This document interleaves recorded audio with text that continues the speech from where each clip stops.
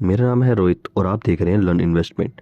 तो आज की इस वीडियो में जिस स्टॉक के बारे में हम बात करने वाले हैं उस स्टॉक का नाम है पेनर इंडस्ट्री। तो फटाफट चलते हैं कंपनी की ऑफिशियल वेबसाइट पे। तो ये आ चुकी है कंपनी की ऑफिशियल वेबसाइट। कंपनी का नाम आप देख पाएंगे यहाँ पे लिखा हुआ पेनर इंडस्ट्रीज़। तो बेसिकली ये जो कंपनी है ये एक सर्विस प्रोवाइड करती है इन टर्म्स ऑफ, आप कह सकते हो मशीनरी, ठीक है, ऑटोमेशन पार्ट्स।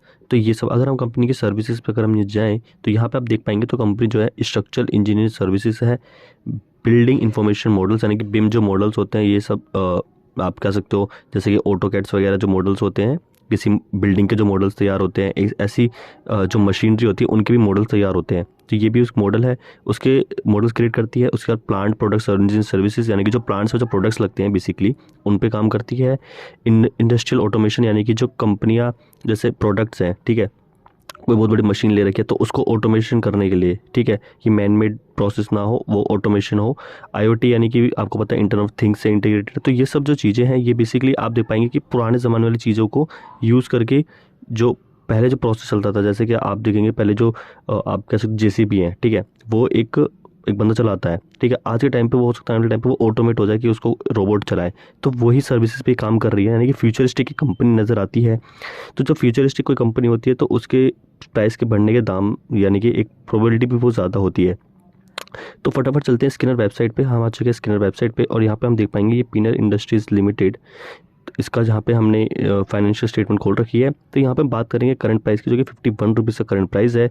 मार्केट कैप की अगर आप बात करेंगे तो बुक वैल्यू 51 रुपीज़ की, यानी कि ऑलमोस्ट सेम प्राइस पे यहाँ पे ट्रेड करता हुआ दिखाई देता है।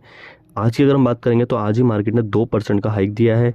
अभी आप देखेंगे 9:15 हो रहा है, मार्केट खुला ही है, ठीक है। मार्केट कैप की अगर आप बात करेंगे तो 670 करोड़ की कंपनी है, यानी कि एक स्मॉल कैप कंपनी नज़र आती है। स्टॉक की पी की बात करेंगे 40 रुपीज़, यानी कि एक अंडर वैल्यू स्टॉक है।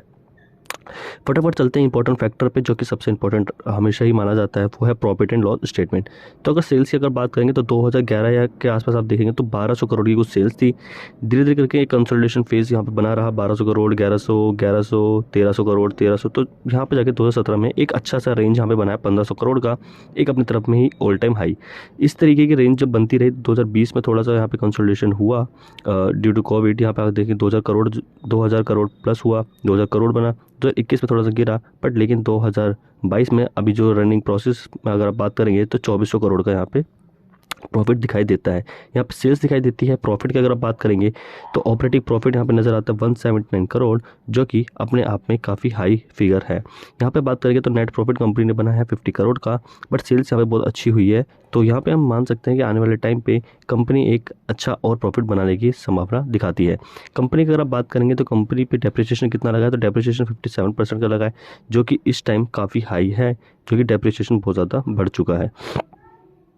अगर हम बात करते हैं एक इंपॉर्टेंट फैक्टर, जो कि बैलेंस शीट में अगर आप देखेंगे तो कंपनी का रिजर्व कितना है। तो रिजर्व की आप बात करेंगे तो कंपनी हमेशा ही अपने आप में एक रिजर्व अमाउंट बना के रखती जा रही है। तो यहाँ पे 664 करोड़ का एक आप कह सकते हो रिजर्व है। बोरोइंग भी सेम प्राइस की है, तो यहाँ पे हम बोरोइंग को कह सकते हैं बहुत ही मिनिमल यहाँ पे बोरोइंग बनी है।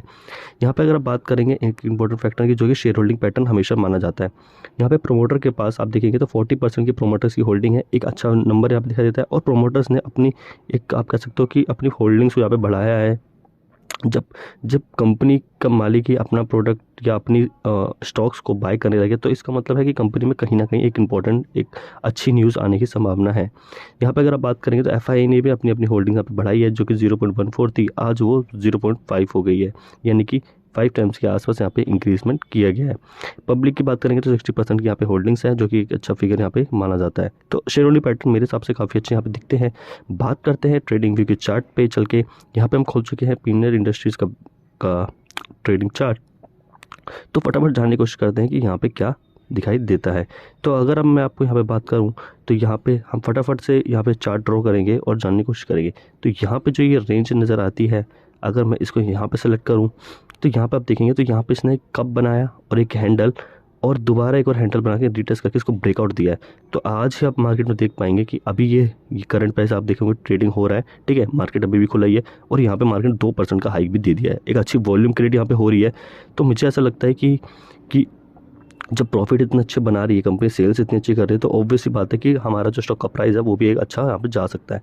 तो अगर हम बात करें यहाँ पे, अगर मैं आपके लिए एक ब्रश सेलेक्ट करूँ और एक यहाँ से आपके लिए ड्रॉ करने की कोशिश करूँ कि यहाँ से हमको क्या दिखता है। तो यहाँ से हमें दिखता है एक अच्छा सा कप, एक अच्छा सा हैंडल और एक फिर से रीटेस्ट, और यहाँ से एक अच्छा शानदार ब्रेकआउट। तो यहाँ पे जब ब्रेकआउट नज़र आ रहा है एक अच्छी वॉल्यूम के साथ, तो हमें क्यों नहीं इसके अंदर एक पोजीशन बनानी चाहिए, बिल्कुल बनाने की यहाँ पे पोजीशन आपको, मुझे लगता है कि आपको बनानी चाहिए। तो यहाँ पे बात करते हैं हमारा जो टारगेट होगा वो टारगेट क्या होगा। तो यहाँ पे अगर हम चलते हैं, यहाँ से हम प्राइस को सेलेक्ट करते हैं और इसके टॉप पे सेलेक्ट करते हैं, और यहाँ से करंट ट्रेंडिंग प्राइस पे यहाँ सेलेक्ट करते हैं। तो यहाँ से हमारे टारगेट 80% के 76% के आसपास का गेन नज़र आता है। तो अगर हम यहाँ पे सेलेक्ट करते हैं, यहाँ पे मैंने लाइन को सेलेक्ट कर लिया, अगर मैं यहाँ पे जाऊँ और ये यहाँ पे मैंने इसको सेलेक्ट कर लिया, तो यहाँ पे सेलेक्ट करने के बाद यहाँ पे बनता है 85.75, यानी कि 85 रुपीज़ का यहाँ पे टारगेट बनता है। करंट प्राइस से अगर हम बात करें, करंट प्राइस से अगर यहाँ पे ट्रेडिंग कर किस प्राइस से ट्रेडिंग कर रहा है, 61% का यहाँ पे हमें टारगेट देखने को मिलता है। तो 61 का अगर परसेंट का हमें टारगेट देखने को मिलता है, तो मुझे लगता है काफ़ी कम टाइम फ्रेम पे ही आपको ये टारगेट अचीव हो सकता है। एक नया हाई बनाएगा, क्यों? क्योंकि सेल्स भी अगर नई हाई बना रही है, प्रॉफिट भी नया हाई बना रहा है, तो ऑब्वियस सी बात है सेल्स जो स्टॉक का टारगेट है वो भी एक नया हाई बनाने की संभावना यहाँ पे दिखाता है। तो पहला यहाँ पे मेरे को लगता है कि यहाँ पे एक आपके लिए रेजिस्टेंस फेस बनेगा, क्योंकि ये ऑल टाइम हाई है। यहाँ पे हो सकता है कि यहाँ पे आने के बाद थोड़ा सा रीटेस्ट करके यहाँ तक आए और उसके बाद दोबारा से एक अच्छा हाई बनाने की कोशिश करें। तो यही हमारी एनालिसिस है इस वीडियो में। अगर आपको वीडियो को पसंद आती है, प्लीज़ लाइक कीजिए, शेयर कीजिए, सब्सक्राइब कीजिए। Thank you all, bye.